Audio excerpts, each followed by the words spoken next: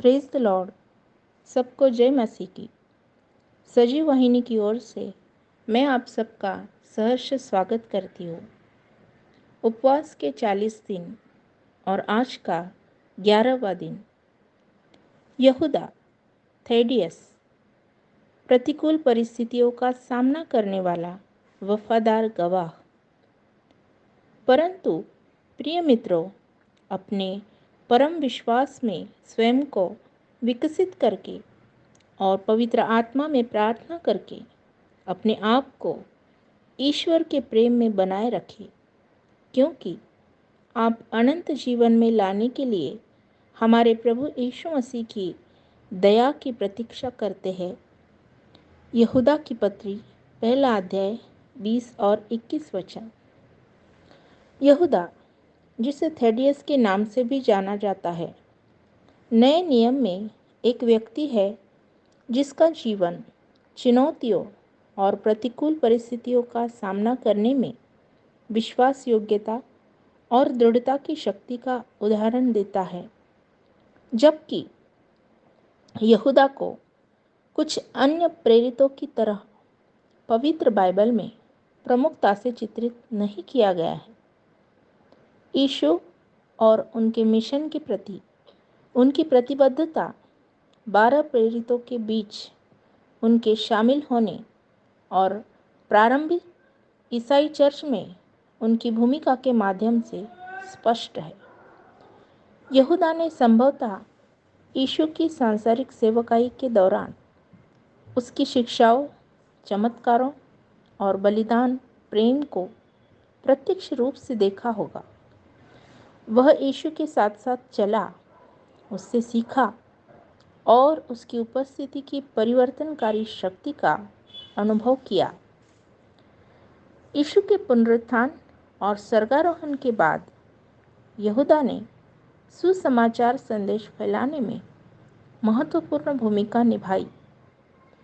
परंपरा यह मानती है कि उन्होंने बड़े पैमाने पर यात्रा की, मुक्ति की खुशखबरी का प्रचार किया और विभिन्न क्षेत्रों में ईसाई समुदायों की स्थापना की। 65 ईस्वी के दौरान जब यहूदा और शमौन फारस में एक साथ प्रचार कर रहे थे, तो वे दोनों एक साथ शहीद हो गए। शमौन को लकड़ी की आरी से आधा काट दिया गया और यहूदा को कुल्हाड़ी से काट दिया गया। यहूदा का जीवन हमें कठिनाइयों या विरोध का सामना करने पर भी मसीह के प्रति अपनी प्रतिबद्धता में वफादार और दृढ़ रहने की चुनौती देता है।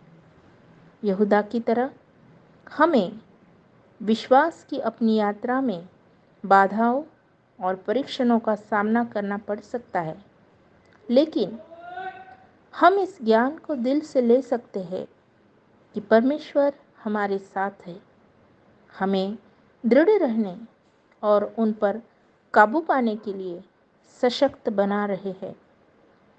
यहूदा हमें याद दिलाता है कि ईश्वर के राज्य में हमारा योगदान चाहे कितना भी छोटा या महत्वहीन क्यों न हो, ईश्वर की नज़र में महत्वपूर्ण है।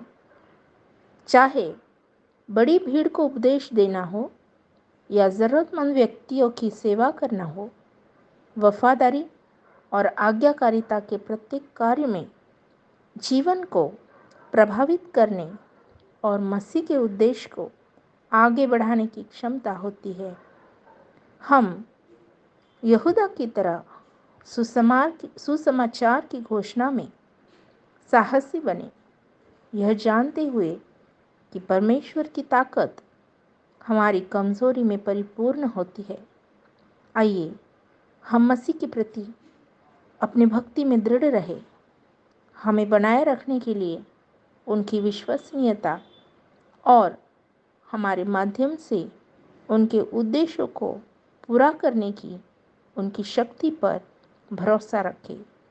प्यारे प्रभु यीशु मसीह के नाम से आमीन।